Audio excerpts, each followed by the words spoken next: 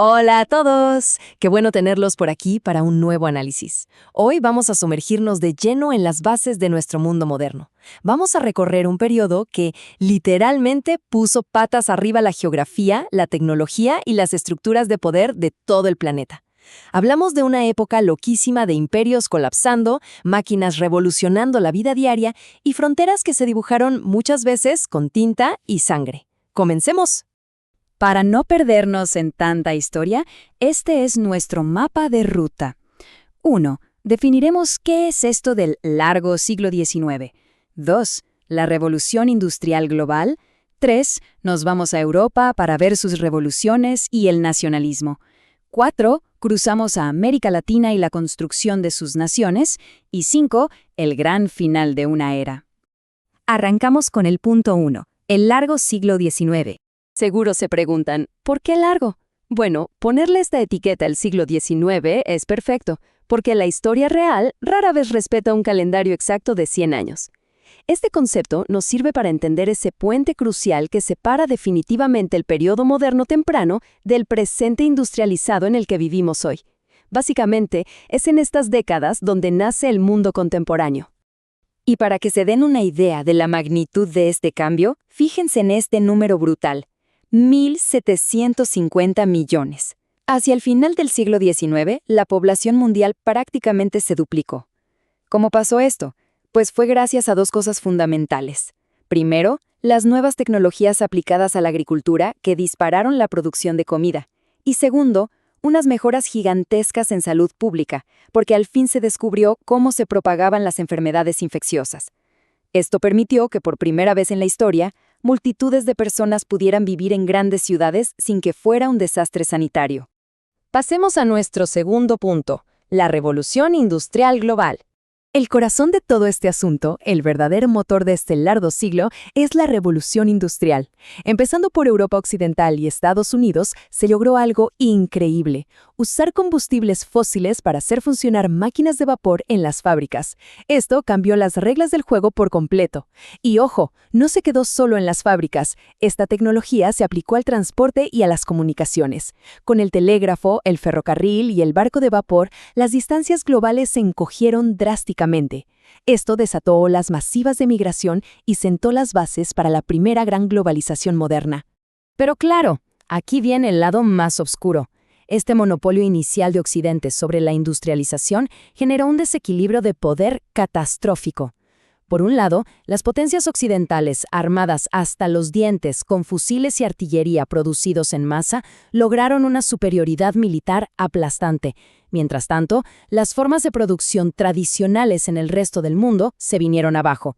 Regiones enteras como América Latina y África quedaron atrapadas en una dependencia económica, dedicándose a exportar materias primas y minerales con mano de obra muy barata para alimentar la demanda de Occidente. Así es como se cimentaron muchas de las desigualdades regionales que aún hoy nos suenan familiares. Lo que nos lleva al punto 3. Europa, con sus revoluciones y el nacionalismo.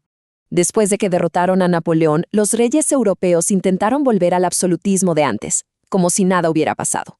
Pero la burguesía y los trabajadores, impulsados por la nueva economía, dijeron no tan rápido. Si miramos esta línea de tiempo, vemos cómo esto generó tres grandes olas de revoluciones. Primero en 1820 en el sur de Europa, luego en 1830, cuando lugares como Bélgica lograron independizarse, y finalmente la gran explosión de 1848, que llenó de barricadas desde París hasta Viena. Todos exigían lo mismo: constituciones, repúblicas y un sentido de identidad nacional. Pero la historia a veces da giros súper irónicos, y los resultados fueron bastante complejos. Tomen el caso de Francia en 1848. Empezó como un alzamiento popular súper idealista de corte socialista que hasta creó talleres para dar empleo. Pero, ¿qué pasó? A las clases medias les dio terror tanta inestabilidad, y eso provocó un giro conservador tremendo. Terminaron eligiendo de presidente a Luis Napoleón Bonaparte, el mismísimo sobrino de Napoleón. Este señor capitalizó el miedo al caos, dio un golpe de Estado y se terminó coronando como Napoleón III, creando el Segundo Imperio francés. Básicamente, una revolución que buscaba libertad terminó poniendo a un nuevo dictador en el poder. Esta situación ilustra genial la gran fractura filosófica de la época. De todo este caos surgió una pregunta clave. ¿Qué rayos es exactamente una nación? Y hubo dos respuestas muy distintas. Por un lado, el concepto liberal que venía de los franceses. La nación es una elección. Eres ciudadano porque compartes derechos y leyes comunes con otros, sin importar de dónde vengas. Por el otro lado estaba el concepto del romanticismo alemán, mucho más conservador. Decían que la nación se lleva en la sangre, que es algo inconsciente que tiene que ver puramente con tu lugar de nacimiento, tu idioma y tus ancestros. Esta tremenda división de ideas iba a marcar la política del mundo durante muchísimo tiempo. Cruzamos el Atlántico para el punto 4, América Latina y la construcción de sus naciones. Después de las guerras de independencia, las nuevas repúblicas latinoamericanas tenían por delante el gigantesco reto de organizarse. El gran debate de la época se resumió en una frase muy famosa: civilización y barbarie. Las nuevas élites querían copiar a toda costa los modelos urbanos europeos, que para ellos eran la civilización. Esto hizo que se consolidaran fuertes oligarquías, que muchas veces gobernaron de forma superautoritaria para poder controlar las enormes zonas rurales. Esta fragilidad interna fue como un imán para las potencias extranjeras, que aprovecharon para intervenir. Un ejemplo clarísimo de esto fue el fallido Segundo Imperio Mexicano con Maximiliano de Habsburgo, un proyecto impulsado directamente desde Europa. Pero ojo, que no todo pasaba en los pasillos de los palacios gubernamentales. En las calles, la vida real estaba cambiando a pasos agigantados. Con el crecimiento de las ciudades, nació la vida urbana moderna. Empezaron a circular periódicos a montones, creando por primera vez una verdadera opinión pública. A la par, con los inicios de la exportación a gran escala y las primeras industrias, empezaron a formarse los sindicatos y las luchas obreras. Y algo importantísimo, se empezaron a cuestionar los roles tradicionales de género, abriendo el debate sobre el lugar de la mujer en la sociedad. Fue una época de ebullición absoluta en todos los sentidos. Y así llegamos a nuestra última parada, el punto 5, el fin de una era.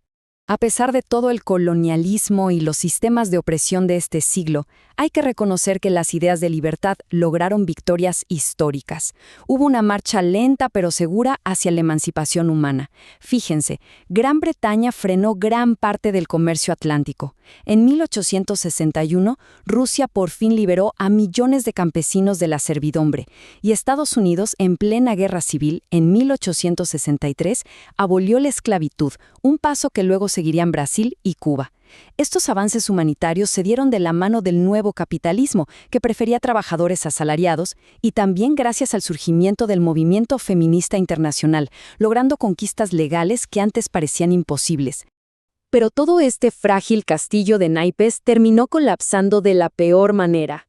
El largo siglo XIX no se despidió pacíficamente, estalló en las trincheras de la Primera Guerra Mundial en 1914. Fue el inicio espantoso de la violencia a escala industrial. Esta guerra desmoronó por completo imperios inmensos como el ruso, el austrohúngaro y el otomano.